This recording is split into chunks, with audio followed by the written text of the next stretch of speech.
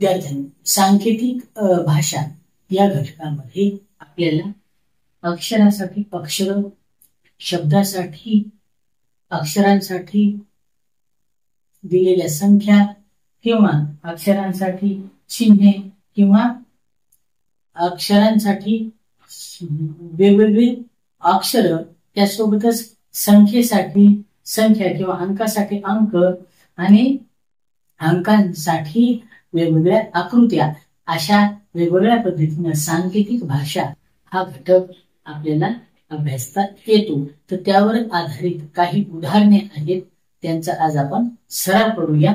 पहिला आहे, एका सांकेतिक भाषेत कॅपिटल ए बरोबर स्मॉल डी, कॅपिटल के बरोबर स्मॉल एन, कॅपिटल यू बरोबर स्मॉल एक्स. तर सांकेतिक भाषेत POT हा शब्द कसा लिहाल? तर आता यामध्ये पर्याय आहेत. 1 RQV, RQV, 3 SRW, SRW. तर यामध्ये आपल्याला लक्षात घ्यावं लागेल की A बरोबर D, म्हणजे A च्या नंतर B आणि C हे दोन स्थान सुटत आहेत आणि तिसरं जे अक्षर आहे ते घेत आहेत, परंतु ते जे अक्षर आहे ते स्मॉल लेटर मधलं आहे. या ठिकाणी सुद्धा L M N small, U P W X small. तर अशाच पद्धतीने आपल्याला P O आणि T साठी आपल्याला अक्षर घ्यावं लागतं. P च्या समोर P Q R, नंतर या ठिकाणी S. O आहे P Q R E आणि T U V W. म्हणजेच आपण जर सर्व जे पर्याय आहेत ते पर्याय जर त्या ठिकाणी पाहिले तर असं आपल्याला लक्षात येईल की पर्याय क्रमांक 4 यामध्ये दिलेले जे अक्षर आहेत ते आपले बरोबर येत आहे, म्हणून पर्याय क्रमांक 4 हा बरोबर आहे. दुसरा आहे, एका सांकेतिक भाषेत कवन बरोबर 305, रमल बरोबर 627 असा लिहितात, तर लवकर बरोबर प्रश्नचिन्ह का?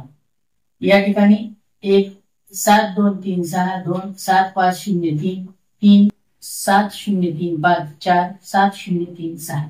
तर या ठिकाणी आपल्याला शब्द ल व क र अशी अक्षर लिहावी लागतील. आणि आता आपल्याला बघावं लागेल ल आहे, ल साठी आहे 7, त्याच्यानंतर आहे व साठी आहे 0, क साठी आहे 3 आणि र साठी आहे 6.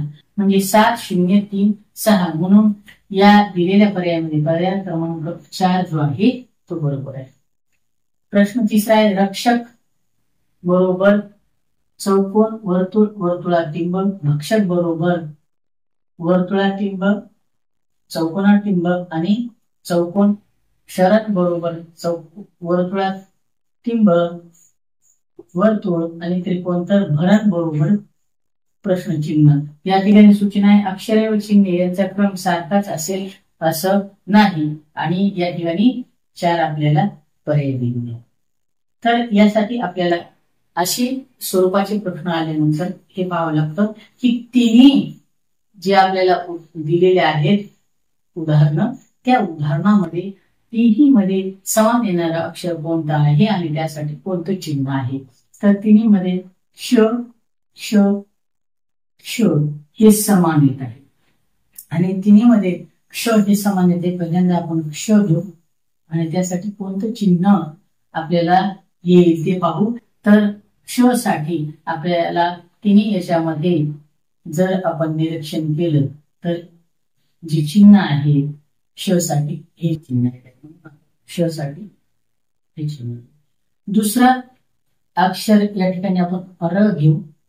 र हे या दोन मध्ये समान आहे, शरण आणि रक्षक मध्ये र आहे आणि दोन्ही आकृत्यांचं निरीक्षण केल्यास आपल्याला असं समजेल या र साठी हे आणि या र साठी हे म्हणजे वर्तुळ ज्याच्यामध्ये कोणतंही टिंब नाही असावं. तिसरा आपला अक्षर आहे क. क आहे तर क हे त्या रक्षक आणि भक्षक मध्ये आलेलं आहे आणि या दोन्ही मध्ये क साठी चौकोन हे चिन्ह येत आहे. म्हणजे आता आपल्याला शिल्लक आहे न आणि भ, तर हे दोन गेल्यानंतर भ साठी येत आहे चौकोन आणि त्याच्यामध्ये टिंब. हे भ झालं. आता राहिलेले आपले न, तर न साठी येत आहे त्रिकोण. आता आपल्याला शब्द बनवायचा आहे भरण. भ र न. भ साठी चौकोन मध्ये टिंब, र साठी वर्तुळ आणि न साठी त्रिकोण असं आलेलं. आणि हे जे चारही पर्याय आपल्याला दिलेले आहेत त्या चार पर्यायामध्ये एक मध्ये ते दिसत नाही, दोन मध्ये नाही, तीन मध्ये नाही, ते चार मध्ये आपल्याला दिसत आहे. म्हणून पर्याय क्रमांक 4 हा या ठिकाणी बरोबर आहे. अशा पद्धतीने आपल्याला प्रत्येक अक्षरासाठी कोणतं चिन्ह आलेलं आहे आणि तीन शब्दामध्ये आलेलं आहे का, दोन शब्दात आलेलं आहे का, कोणत्यामध्ये आलेलं नाही असं पाहून हा प्रश्न आपल्याला सोडवावा लागतो. प्रश्न 4 आहे. एका सांकेतिक भाषेत 1 ला 5 म्हटले, 3 ला 7 म्हटले, 4 ला 9 म्हटले आणि 2 ला 6 म्हटले तर 1 गुणिले 2 अधिक 3 बरोबर प्रश्नचिन्ह. 1 पर्याय 1 5, पर्याय 2 65, पर्याय 3 37, पर्याय 4 18. तर आपल्याला या ठिकाणी जे चिन्ह आहेत ते त्यांच्यामध्ये कोणताही आपल्याला बदल करायचा नाही. फक्त आपल्याला जे अंक आहेत, आता 1 ला काय म्हटलेले 5, म्हणून या ठिकाणी पहिल्यांदा आपण 5 गुणिले 2 ला काय म्हटलेले आहे 6, म्हणून या ठिकाणी 6 आणि 3 ला 7 म्हटले म्हणून आपण तिथं 7. म्हणजेच आपलं 5 गुणिले 6 अधिक 7 असं. तर या ठिकाणी कोणतेही आपण पदावली सोडताना आधी 2 पदाचा गुणाकार करतो. म्हणजे 5 गुणिले 6 30 अधिक 7, आपलं उत्तर येईल 37. म्हणून पर्याय क्रमांक 3 मध्ये आपल्याला 37 पर्याय क्रमांक 3 हा या ठिकाणी बरोबर. 4था प्रश्न आहे. एका सांकेतिक भाषेत 9 बरोबर चौकोन, 6 बरोबर त्रिकोण आणि 3 बरोबर गोल, तर त्रिकोण वजा चौकोन भागिले गोल बरोबर किती? 1 पर्याय 1 6, पर्याय 2 3, पर्याय 3 1, पर्याय 4 0. तर याच पद्धतीने आपल्याला त्रिकोणासाठी आहे, आपल्याला पहिला आहे त्रिकोणासाठी आहे 6 वजा चौकोनसाठी आहे 9 आणि भागिले गोलसाठी आहे. तर यामध्ये ही पदावली सोडवताना आधी आपण या 2 पदांचा भागाकार करून घेतो. म्हणजे 6 वजा 9 भागिले 3 3 बरोबर 6 वजा 3 म्हणजे आपलं उत्तर 3 येईल. म्हणून पर्याय क्रमांक 2 मध्ये हे 3 उत्तर आहे.